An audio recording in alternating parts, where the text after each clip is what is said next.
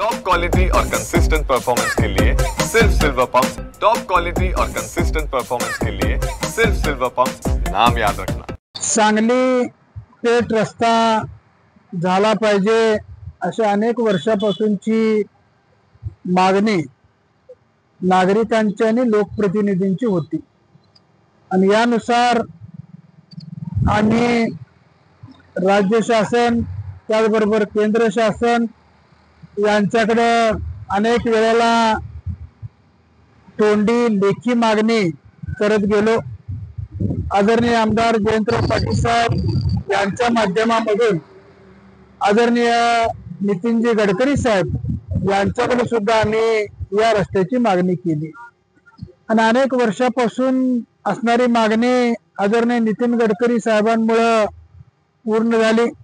जवळपास 850 कोटीच्या पुढे एस्टिमेट असणारा हा सांगली पेठ रस्ता 4 पदरी सिमेंट कॉन्क्रीटीकरणचा रस्ता होतोय, त्याबद्दल नक्कीच आदरणीय गडकरी साहेबांचं मी या ठिकाणी अभिनंदन करतो।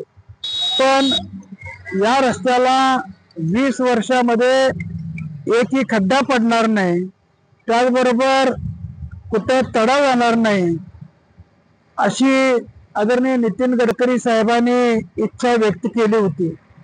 परंतु 20 वर्षे काय 6 महिन्यातच आष्टा शहराजवळच्या शिंदे मळा नजीक रस्त्याला अनेक तडे गेलेले आहेत। याची दखल खऱ्या अर्थानं त्या कॉन्ट्रॅक्टरने घेणं आवश्यक आहे।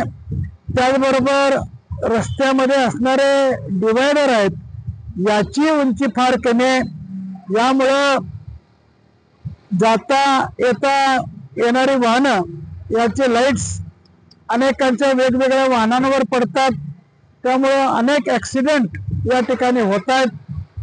त्याचबरोबर सांगलीपासून पेठपर्यंत जी छोटी मोठी गावं आहेत या कुठल्याही गावाला सर्व्हिस रोड नाही। त्याचबरोबर आष्टासारख्या मोठ्या शहरामध्ये, इस्लामपूर सारख्या मोठ्या शहरामध्ये sky over bridge, sky walking bridge हे मुलांच्या दृष्टीनं नक्कीच सुरक्षित आहेत, हे व्हावेत अशी मागणी आम्ही आदरणीय नितीन गडकरी साहेबांकडे केलेली आहे।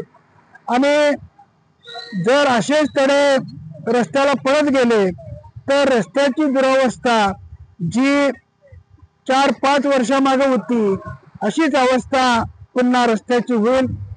यामुळं ज्या कॉन्ट्रॅक्टरनी ठेकेदारांनी हे काम केले यांनी तातडीने याची दखल घ्यावी, अन्यथा आम्ही आमच्या राष्ट्रवादी काँग्रेस पार्टी शरदचंद्र पवार पक्षाच्या वतीनं तीव्र आंदोलन करेन असा इशारा मी या ठिकाणी देतोय।